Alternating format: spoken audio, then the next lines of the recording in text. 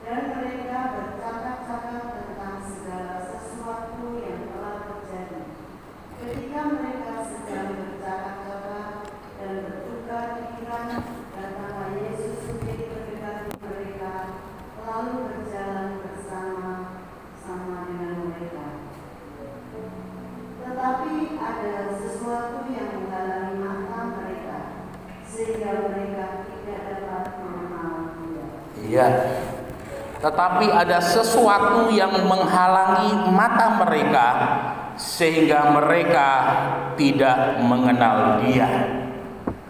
Emmaus itu artinya sumber air panas, ya.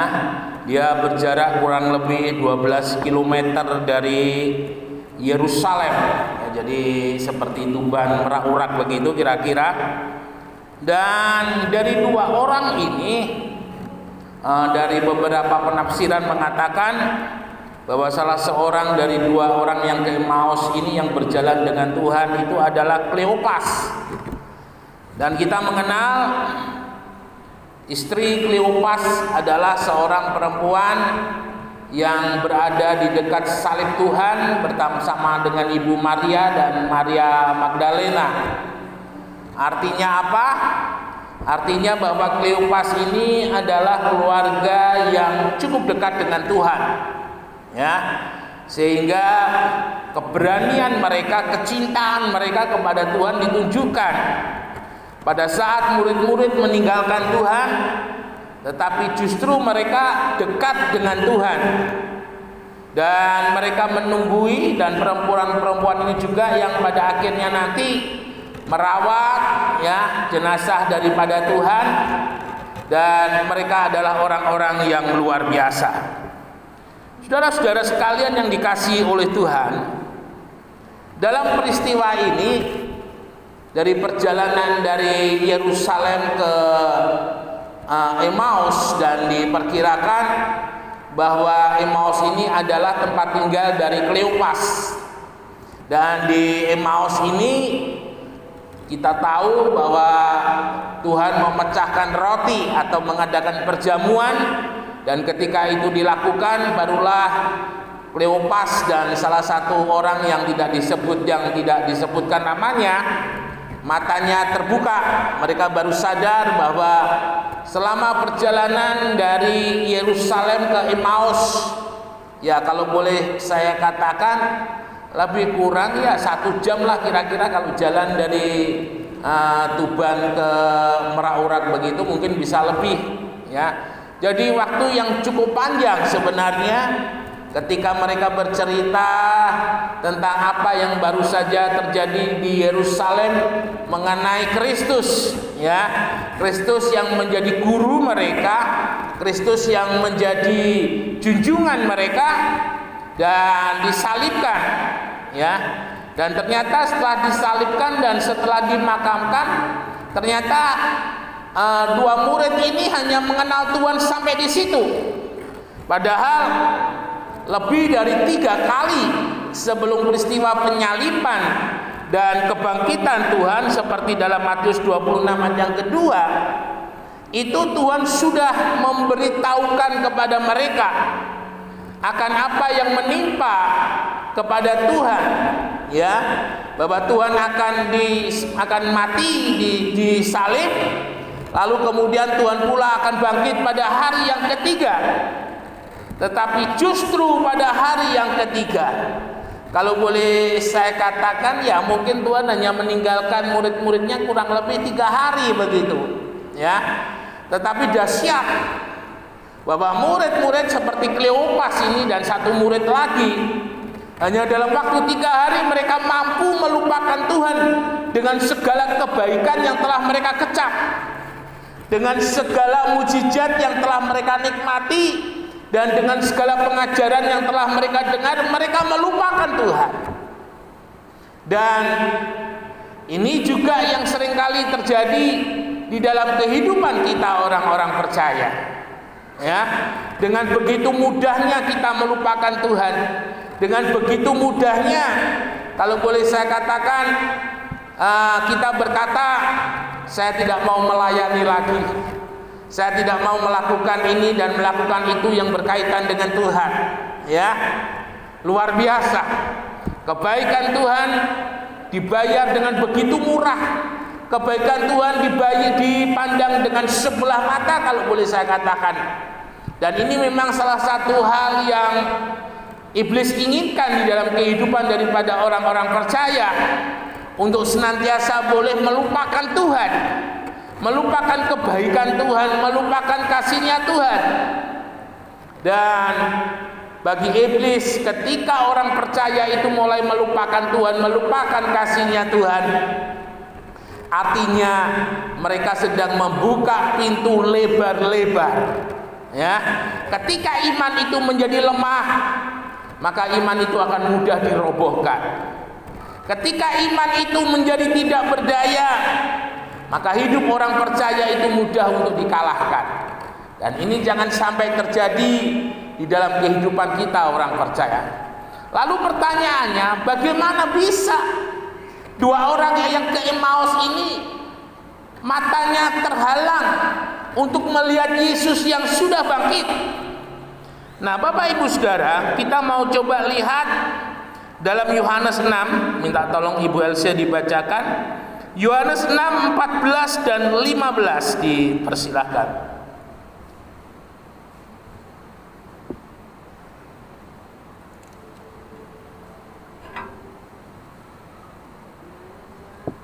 Yohanes 6 ayat 14 dan 15. Ketika orang-orang itu melihat mujizat yang telah diadakannya, mereka berkata, dia ini adalah benar-benar nabi yang akan datang ke dalam dunia. Karena Yesus tahu bahwa mereka hendak datang dan hendak membawa dia dengan paksa untuk menjadikan dia raja, ia menyingkir pula ke gunung seorang diri. Ya. Hal yang pertama,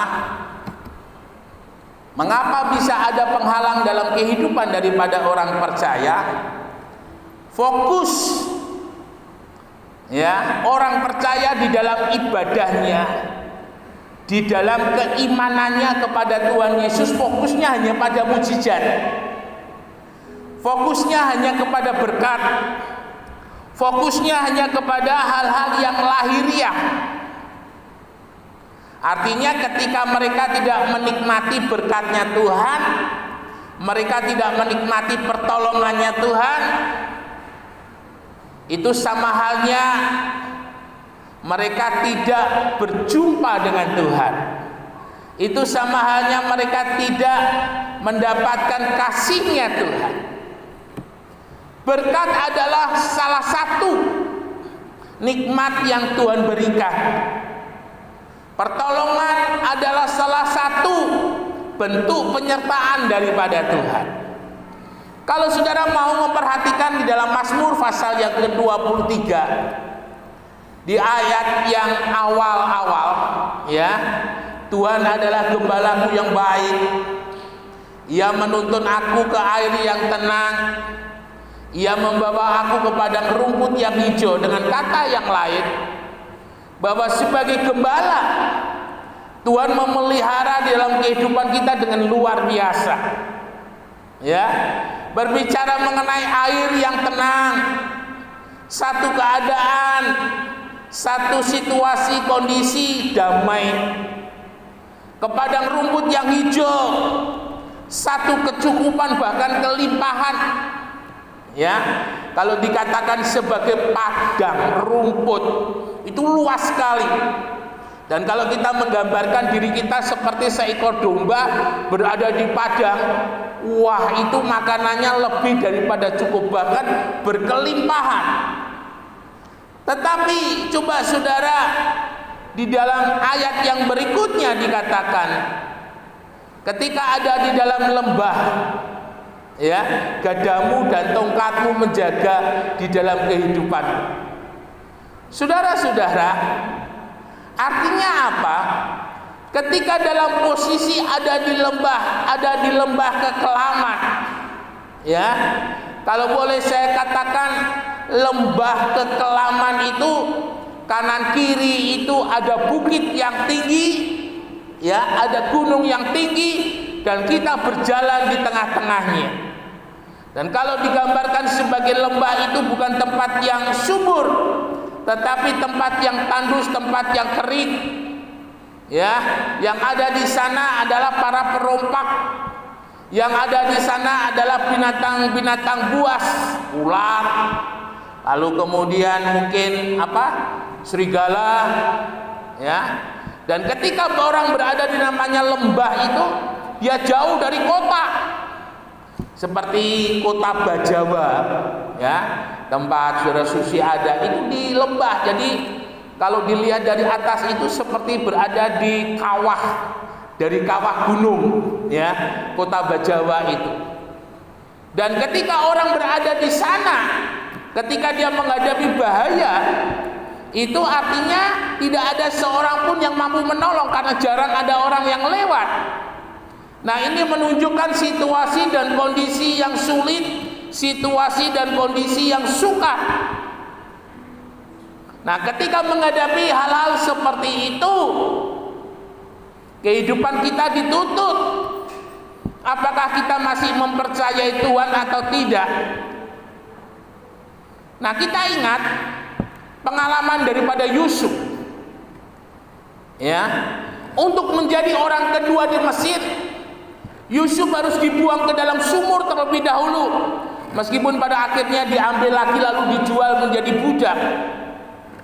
Saya hanya mencoba untuk membayangkan bagaimana ketika Yusuf dibuang ke dalam sumur.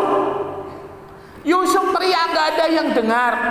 Yusuf haus, tidak ada yang memberi minum. Saya yakin waktu itu Yusuf lapar, Yusuf haus.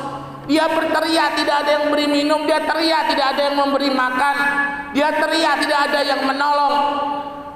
Ya, sampai beberapa saat saya yakin Yusuf mulai merasa kedinginan, merasa kepanasan, dan dia mungkin waktu itu hanya bisa menangis. Dia bingung seperti apa kondisinya hari ini. Baru saja beberapa waktu yang lalu lewat mimpi Tuhan menyatakan akan masa depannya yang luar biasa. Tetapi hari itu Yusuf menghadapi kenyataan dia berada di lubang sumur yang dalam, di mana dia tidak bisa keluar kalau tidak ada orang yang menolong. Nah, kadang situasi kondisi Tuhan izinkan kita seperti itu, ya. Masa-masa yang menurut kita itu sulit, masa-masa yang menurut kita itu sukar. Dan mungkin timbul juga pertanyaan, di manakah Tuhan? Tetapi Ayub menulis satu ayat yang luar biasa. Tuhan berbicara dari dalam badai, bahwa dalam kesulitan, dalam kesukaran yang kita hadapi, ketika kita tetap beriman kepada Tuhan, justru kita boleh melihat nikmat di balik semua kekacauan, di balik semua tangisan, di balik semua duka cita itu. Ada sesuatu yang luar biasa yang sebenarnya Tuhan sudah siapkan di dalam kehidupan kita. Tetapi masalahnya belum sampai kita melewati lembah kekelaman itu, kita sudah mundur lebih dahulu. Ketika kita belum keluar daripada lembah kekelaman untuk kembali ke padang rumput hijau, iman kita sudah tidak kuat lagi, iman kita sudah tidak mampu lagi untuk melihat kemuliaan Tuhan yang luar biasa. Jangan fokus kepada yang lain. Saya terkesan dengan apa yang dikatakan oleh Matius 6 ayat yang ke-33. Bagaimana di sana dikatakan dalam terjemahan bahasa Indonesia masa kini, usahakanlah dahulu supaya Allah memerintah hidup atas hidupmu, dan lakukanlah kehendaknya, maka semua yang lain akan diberikan Allah kepadamu. Tuhan harus menjadi yang utama. Tuhan harus menjadi yang terutama. Ketika Sadrak, Mesak, dan Abednego mengatakan, sekalipun Allahku, sekalipun Tuhanku tidak menolong dan melepaskan aku, sekali-kali aku tidak akan mengkhianati. Sekali-kali aku tidak akan menyangkali dia. Sadrak, Mesak, dan Abednego masuk ke dalam dapur api. Orang mengira ketika Sadrak, Mesak, dan Abednego masuk dalam api, musuh-musuhnya Sadrak, Mesak, orang-orang yang tidak suka dengan Sadrak, Mesak, Abednego, oh habis dia, mati dia, tidak akan ada lagi pengacau itu. Tapi justru dapur api itu menjadi alat Sadrak, Mesak, dan Abednego menerima kemuliaan daripada Tuhan. Bapak Ibu Saudara yang dikasihi oleh Tuhan, temukan Yesus dan miliki Yesus sebagai sumber berkat. Temukan Yesus dan miliki Yesus sebagai sumber damai sejahtera. Temukan Yesus dan miliki Yesus yang mempunyai langit, bumi, dan segala isinya. Ketika kita mengalami perjumpaan pribadi dengan Tuhan, maka apa yang hari ini menjadi kesulitan dan kesukaran kita, Tuhan pasti tolong. Apa yang hari ini menjadi doa dan permohonan kita, meskipun yang kita minta itu sesuatu yang mustahil, yang kita minta itu sesuatu yang tidak mungkin, Tuhan mampu melakukannya untuk kehidupan kita. Hana yang mandul, yang tidak mempunyai anak, dan setiap hari dia diejek oleh Penina, sampai akhirnya ketika dia berada di bait Allah dan dia berdoa, firman Tuhan katakan, Hana berdoa dengan satu rintihan, ya, sampai-sampai Imam Eli mengatakan, masih pagi-pagi kamu perempuan kok sudah mabuk. Hana mengatakan, Tuhan, aku tidak mabuk, hatiku hancur. Aku datang kepada Tuhan dengan hati yang hancur. Aku datang dengan Tuhan kepada Tuhan dengan hati yang sangat-sangat percaya. Dan dia katakan, jika aku mengandung dan melahirkan anak laki-laki, biarlah anakku ini aku serahkan untuk menjadi hamba Tuhan. Mustahil. Hana yang sudah lanjut bertambah usianya, mustahil untuk mempunyai anak. Yang diminta oleh Hana itu sesuatu yang mustahil. Yang diminta Hana itu sesuatu yang tidak mungkin bagi manusia. Tetapi ketika Hana berjumpa dengan Tuhan, ketika Hana memiliki Tuhan, yang mustahil itu dijadikan ada oleh Tuhan. Yesus sudah bangkit, ya, Yesus sudah bangkit. Pandang kepada Yesus, percaya kepada Yesus. Situasi sukar, situasi sulit, situasi tidak mungkin untuk bangun, situasi tidak mungkin untuk bangkit, ada Yesus. Yesus sudah bangkit, dan Yesus ada bersama-sama dengan kita. Yesus ada di muka hati kita, mengetok pintu kita, mengetok pintu hati kita. Anakku, apa yang menjadi doamu? Anakku, apa yang menjadi keperluanmu? Anakku, apa yang sekarang menjadi pergumulanmu? Buka pintu hatimu, aku akan hadir di dalam hatimu, dan aku akan memberikan kemenangan kepada. Luar biasa. Memiliki Yesus, memiliki semuanya. Maju terus, tetap beriman, tetap percaya. Yesus lebih besar dari persoalan